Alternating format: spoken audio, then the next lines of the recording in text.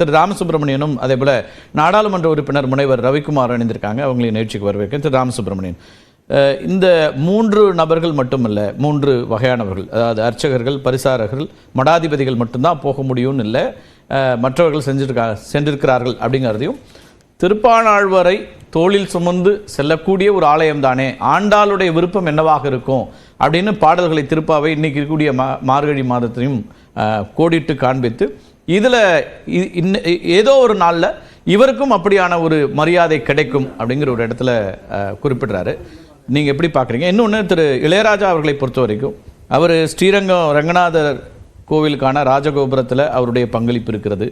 அதே போல் திருவண்ணாமலையில் அந்த கோபுரம், வெள்ளை கோபுரத்தில் அவருடைய பங்களிப்பு இருக்குது. மூகாம்பி அம்மனுடைய கோயிலில் பங்களிப்பு இருக்குது. பல்வேறு திருக்கோயில்களுக்கு போகிறாரு, நிறைய விஷயங்கள் செய்கிறாரு. எங்கேயும் வராத ஒரு பிரச்சனை இங்கே ஏன் வந்திருக்குது? ஸ்ரீரங்கத்தில் வரல, திருவானைக்காவலில் வரல, மூகாம்பிகையில் வரல.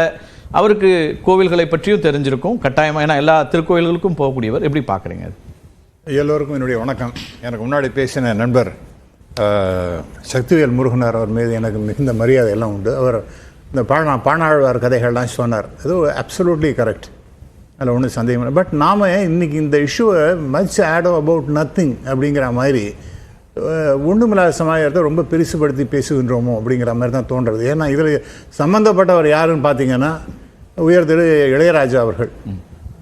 அவருடைய பாடல்களோ அவருடைய ஞானமோ இதெல்லாம் யாரும் பற்றி நமக்கெல்லாம் பேசுவதற்கு யோகியதே கிடையாது. அவ்வளோ உயர்ந்த நிலையில் இருக்கக்கூடியவர் அவர். இப்போ அப்படி இருக்கும்பொழுது இங்கே வந்து கேஸ்ட் சமாச்சாரமும் கிடையாது. பாணாழ்வார் அப்படின்னு போட்டு அதான் திருப்பாணாழ்வார் கதையெல்லாம் சொன்னார்னா அதுக்கும் இதுக்கும் சம்மந்தமே கிடையாது. அவரே சொல்கிறார், எனக்கு என்னுடைய தன்மானத்துக்கு இழுக்கு வரா மாதிரி எங்கேயும் நான் என்னோடய சுயமரியாதை விட்டு கொடுக்க மாட்டேன் அப்படிங்கிற மாதிரி சொல்கிறார். அங்கே பழக்கம், அங்கே வந்து கஷ்டம் அப்படிங்கிறது உள்ள விடக்கூடாது அப்படிங்கிற மாதிரி. அதாவது இந்த அர்த்தம் நமக்கு தெரியும், அர்த்த மண்டபத்துக்கும் அதுதான் பொருந்துகிறதாங்கிறதா. S, exactly. அர்த்த மண்டபத்தில் என்ன இருக்கு? அங்கே நீங்கள் போனீங்கன்னா, நான் அந்த கோயிலுக்கு போயிருக்கின்றேன். அங்கே நீங்கள் பார்த்தீங்கன்னா அங்கே சில விக்கிரகங்கள்லாம் இருக்குது. மூலவர், உற்சவர் அதெல்லாம் இருக்குது. உற்சவர் இருக்கக்கூடிய இடம் இது. ஆகவே பல இடங்களில் சில கோயில்கள் எனக்கு தெரியும், ஆகம கோயில்கள்லேயே அர்த்த மண்டபத்தில் அலோவ் பண்ணுறாங்க. இந்த கோயிலில் அலோவ் பண்ணலை. அதை வந்து அவர் புரிஞ்சுட்டு இது மாதிரி வேண்டாம் அப்படிங்கும்போது, அதுவும் குறிப்பாக அவருக்கு என்ன பண்ணியிருக்காங்கன்னா மேளதாளத்தோட வரவேற்பு. ஆகமம் சொல்லலைன்றார் அவர். கேளுங்க, மேளதாளத்தோட வரவேற்பு, மாலை மரியாதையெல்லாம் போட்டிருக்காங்க. அப்புறம் பரிவட்டம் கட்டியிருக்காங்க. அப்புறம் மற்ற பல வகைகளில் அவருக்கு மரியாதை எல்லாம் செய்யப்படுத்திருக்கு. அப்படி இருக்கும் பொழுது நான் வந்து இப்போ இவங்கள்ட்ட ஜேசிகிட்ட பேசினேன், ஜாயிண்ட் கமிஷனர் உயர்ந்த செல்லதுறை. இதுதான் திஸ் இஸ் அ கஷ்டம்.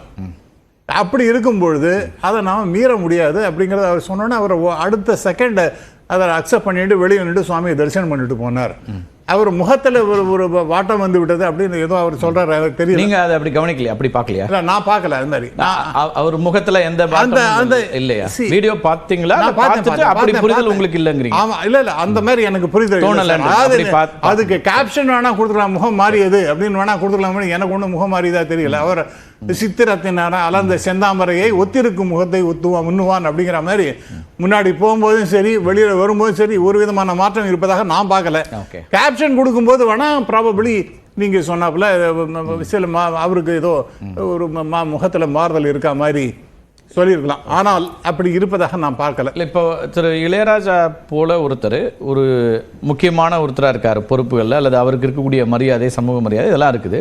அப்போ அவரை அழைச்சிட்டு போகும்போதே இதுக்கான திட்டமிடல் இருக்கும். நீங்கள் சொல்கிறீங்க இதெல்லாம் செஞ்சாங்க, கோவிலுக்கு, திருக்கோயிலுக்கு வெளியில், அர்த்த மண்டபத்துக்கு வெளியில் இதெல்லாம் நடந்திருக்குது இல்லையா? அப்போ அர்த்த மண்டபத்திற்குள்ளே போகிறது போகாததை அவர் முடிவு பண்ணுவாரா? யார் அவர் அழைச்சிட்டு போயிருக்கிறாங்க? அப்போ அது தவிர்க்கப்பட்டிருக்கலாமா குறைஞ்சபட்சம்? அதை எப்படி பார்க்குறீங்க? அவரை வந்து இல்லை சார், அவர் ஜியரோட போறார் சார், ஜியரோட உள்ள போறார். உள்ள போறதுக்கு முன்னாடியே கூட அது சொல்லப்பட்டிருக்கலாம், அல்லது உள்ள போனதுக்கு பிறகு அவர் திருப்பி அனுப்பப்படுறார் இல்லையா? இப்போ அதுதான் அது வந்து ஒரு அந்த விஷுவல் வந்து பலரையும் அது கவலை அளிக்க வைக்குது, அல்லது நாம் இது ஏன் இப்படி நடக்குதுங்கிற கேள்வி எழுப்புறாங்க. நீங்கள் அதுக்கு ஜஸ்டிஃபிகேஷன் கொடுக்குறீங்க, அது உங்கள் பார்வைக்குள்ளே நான் வரல. ஆனால் இது குறைந்தபட்சமாக நான் உங்களுக்கு தவிர்க்கப்பட்டிருக்கலாமான்னு நான் கேட்குறேன். இல்லை, நான் என்ன சொல்கிறேன்னா அவருக்கு அந்த இது ஜியர் 2 பேர் ஒன்று சடகோவ ராமானுஜஜியர், அடுத்து திருதண்டி சின்ன ராமானுஜஜியர், 2 பேரும் எல்லாருமே சேர்ந்து வராங்க. அப்படி போகும்பொழுது திருதண்டி ஜியர் உள்ளே போகின்றார், அந்த மற்றவரும் உள்ளே போயிட்டார். அப்போ போகும்போது இவரும் அப்படியே சேர்ந்து போகின்றார். அப்போ எல்லாரும் போகும்போது நாமும் போகலாம் அப்படின்னு நினச்சிட்டு இருக்கும்பொழுது அப்போ தான் அவருக்கு சொல்லப்படுகின்ற, இவர் போவாங்களா, நீங்கள் இதுதான் இன்ஸ்ட்ரக்ஷன், டூஸ் அண்ட் டோஸ் அதெல்லாம் சொல்லி அனுப்புதாங்கன்னு எல்லாம் எனக்கு தெரியாது. இவர் அதெல்லாம் ஃபாலோ பண்ணக்கூடியவர் தான். ஆமாம். அப்போ அவர் உள்ளே போனப்போ நாமளும் போகலாம்னு நினச்சின்னு உள்ளே போன உடனே அங்கே என்ன பண்ணுறாங்க, இன்னொன்று இது அந்த பழக்கம் கிடையாது, கஷ்டம் கிடையாது அப்படின்னு சொன்னோன்னே வெளியில் வந்துட்டார். உடனே வெளியில் வந்து சுவாமியை தரிசனம் பண்ணினார். அவருடைய பாடல்கள், திவ்ய பிரபந்த பாடல்கள்லாம் ஒலிக்கப்படுகின்றன. 1000 குல சிறுமியை பற்றியெல்லாம் சொன்னார். அதெல்லாம் நான் சொல்லலை. அதனால் இங்கே தயவுசெய்து கேஷை கொண்டே வராதிங்க. அங்கே இருக்கக்கூடிய கஷ்டம். நான் என்ன சொல்கிறேன், ஒன்று திரு இளையராஜா அவருடைய ஸ்டேட்மெண்ட், அந்த எக்ஸ் தளத்தில் அவருடைய பதிவு என்பதை நாம் பார்க்கணும். சார் இப்ப திருக்கோவிலின் அர்ச்சகர், பரிசாரகர், மடாதிபதி 3 பேர் தான். அதுதான் நான் சொல்றேன். இப்ப நான் வரது இவங்க எல்லாம் யார் இருப்பாங்கிறதுல நம்ம இதை பேசாதீங்க அப்படின்னு சொல்ல முடியும். இல்ல ஒரு நிமிஷம் கேளுங்க. ஒன்று, நாம் உயர் திரு செல்லதுரை ஜாயிண்ட் கமிஷனர்ட்டு நான் பேசினேன். ஏன்னா இது ஹெச்ஆர்என்சி கோயில் அந்த அட்மினிஸ்ட்ரேஷன்ல இருக்கிறதுனால அவரோட நான் பேசின போது இதுதான் அவரும் சொன்னார். இதுதான் பழக்கம். இந்த 3 பேர் தான் பட்டாச்சாரியார்கள். அப்புறம் யாரு தான் அவரை அழைச்சிட்டு போனாங்களா சார்? நீங்க உங்களுக்கு நிறைய ஆக்சஸ் இருக்கு. ஜேசி உங்களுக்கு பேசுறாரு, ஜிஆர் பேசியிருக்கலாம், எல்லாரும். இது எப்படி அதான் நீங்க, அதனால உங்கள்கிட்ட நான் ஃபர்ஸ்ட் ஹேண்ட் இன்ஃபர்மேஷனா கேட்குறேன். எப்படி தான் நடந்துச்சு, யார் அவரை அழைச்சிட்டு போனாங்க, ஏன் அதை தாண்டி போயிட்டு திருப்பி அவர் வெளியில வர வேண்டி இருக்குது, அந்த சூழலை தவிர்க்கப்பட்டிருக்கு. ஒரு ஃபங்க்ஷனுக்காக தானே சார் போறோம். இல்ல சார், அர்த்த மண்டபத்துக்குள்ள நான் சொல்றேன், அர்த்த மண்டபத்துக்குள்ள போகிறது இல்லன்னு நீங்க சொல்றீங்க. யாரையுமே அழைச்சிட்டு போறதுன்னு சொல்றீங்க சார், யாருக்குமே அனுமதி இல்லைன்னு சொல்றீங்கல்ல. அப்ப திரு இளையராஜா அவர்களுக்கும் அவரா போறதில்ல, யார் எங்கெங்க போலாங்கிறதுக்கு நான் கூட இப்ப ஜியரோட பேசிட்டு தான் போறேன். அதுக்கு நான் சொல்லிட்டேன் சார், டூஸ் அண்ட் டோன்ட்ஸ் எல்லாம் சொல்லி, அதுவும் எஸ்பெஷலி பர்சன் லைக் இளையராஜா அவருக்கு இப்படி செய்யணும், அப்படி செய்யக்கூடாது, அதை செய்ய சொல்லப்பட்டிருக்குல்ல. அர்த்த மண்டபத்துக்கு போன பிறகு அவருக்கு சொல்லப்பட்டிருக்குல்ல சார். நான் முன்னாடியே சொன்னேன், அதாவது இந்த 2 ஜியரும் உள்ள போயாச்சு, அவங்களோட கூட இவர் வர்றார், அவரும் அப்ப ஸ்டெப் இன் பண்றாரு.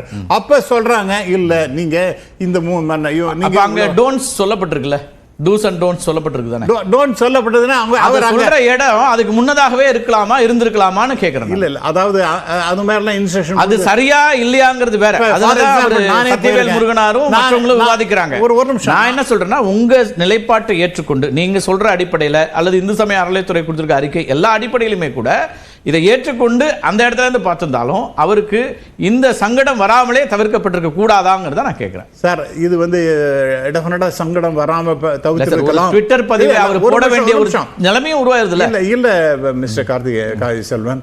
அதாவது அந்த மாதிரி ஒரு இது சங்கடத்தை தவிர்த்திருக்கலாம் அப்படிங்கிறது நானும் நீங்க சொல்றதை நான் ஒத்துக்கினேன். ஆனால் இப்ப எல்லாருமே சேர்ந்து போகும்போது இது திடீர்னு நடந்த சம்பவம் அது. அப்ப வேணும்னே அவரை அவமானப்படுத்துறாப்பலையோ அது மாதிரி எல்லாம் ஒன்றும் கிடையாது. நீங்க அவரோட ட்விட்டர் பதிவை குறிப்பிட்டீங்க. அந்த ட்விட்டர் பதிவுல ஸ்ரீவில்லிபுத்தூருங்கிற பெயரோ அல்லது ஆண்டாள் திருக்கோயிலோ சொல்லப்படாமல் தான் அவர் அதை சொல்ல வேண்டியிருக்கு. ஒரு சங்கடத்தில் இருக்காருன்னு நான் சொல்ல வரேன். அவருக்கான சங்கடம் இல்லை சார். ஒரு என்ன நடந்தது, என்ன நிகழ்வுன்னே இல்லாம பொதுவா ஒண்ணு போட்டிருக்காரு. அந்த ட்விட்டர் பதிவு நீங்க படிச்சிருப்பீங்க. அதுதான் நான் சொல்றேன், அவருக்கு ஒரு சங்கடம் ஏற்பட்டிருக்கிறதா, அந்த சங்கடம் தவிர்க்கப்பட்டிருக்கணுமாங்கிற அவரும் 24 மணி நேரத்துக்கு பிறகு அந்த ட்விட்டர் பதிவை பதிவிடுறாரு. நடந்து இதுக்கு பிறகு சரி ஒரு பதிவை அவர் வெளியிடுறாரு. அதை நம்ம மதிக்கிறோம். அவர் என்ன சொல்றாருங்கிறத நம்ம மதிக்கிறோம். அவருடைய பக்கத்துல ட்விட்டர் பக்கத்துல வந்திருக்குது அப்படிங்கிற அடிப்படையில் நம்ம பேசுவோம். நீங்க நான் மற்ற 3 பேருடைய சொல்லுங்க. அவர் எதுக்காக பதிவிட்டார் சார்? இந்த மாதிரி பேசு பொருளாக இன்னைக்கு மாறிக்கொண்டே இருக்கின்ற யாரெல்லாம் இன்னைக்கு டிவியில் இன்டர்வியூ எல்லாம் கொடுத்துட்டு இருக்காங்க, அதெல்லாம் பார்க்கும்பொழுது என்னடா இது நான் சொன்னாப்புல மச் ஆட் அபவுட் நத்திங்கிற மாதிரி இருக்கிறதுனால இதை சம்பந்தப்பட்டு தான் நீங்க பேசுற. நான் அப்படிதான் நம்ம ரவிக்குமார்ட்ட கேட்டோம். நீங்க சொன்ன ஏற்கனவே ரெஜிஸ்டர்